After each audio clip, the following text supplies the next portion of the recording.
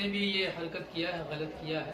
کسی انسان کی جان لینا یہ یقیناً غلط چیز ہے، اور یہ ایک طرح کا اپنے دیش کے قانون کو اپنے ہاتھوں میں لینا ہے، اور قانون اس کی اجازت نہیں دیتا ہے. بالکل نہیں کرنا چاہیے تھا، اور جس نے بھی کیا ہے جی اس کی شناخت ہو، اس کی گرفتاری ہو، اور سنویدھانک طور پہ اس کو سزا ملنی چاہیے.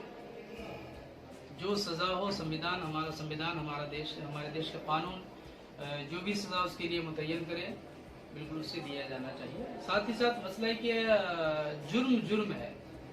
جس نے بھی جو جرم کیا ہے اس جرم کی جو بھی سزا ہے مجرم کو سزا ملنا چاہیے. اب مجرم کوئی بھی ہو، اس کا لباس کیسا ہو، چہرہ کیسا ہو، کسی بھی دھرم، کسی بھی دین اور کسی بھی مذہب سے تعلق رکھتا ہو، کسی بھی باپ کا بیٹا ہو.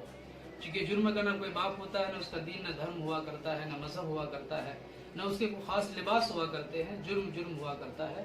تو مجرم کو جرم کے سبب مجرم دیکھا جائے، لباس یا دین یا دھرم کی وجہ سے نہ دیکھا جائے.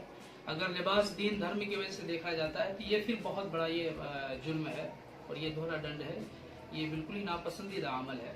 تو میں تو حکومت سے یہی کہوں گا کہ کنہیا لال ہوں، اخلاق ہوں، جنید ہوں، یا اور کوئی بھی ہو، کسی کا بھی قتل ہوا ہو، کسی پر بھی زیادتی ہوئی ہو، کسی پر بھی ظلم ہوا ہو، کسی کے ساتھ بھی کھلواڑ کیا گیا ہو، اور اس کے جو بھی مجرم ہوں، دوشی ہوں، انہیں سزا دی جائے، اور سخت سے سخت سزا دی جائے. یہ میرا مطالبہ ہے. اور یقیناً ادے پور میں جو کچھ ہوا ہے میں اس کا نندا کرتا ہوں، اس کی کھلے لفظوں میں مذمت کرتا ہوں، اور میں یہ کہتا ہوں کہ جو مجرم ہے اس کو جرم کا سزا ملنا چاہیے. ثنا میڈیکل ہال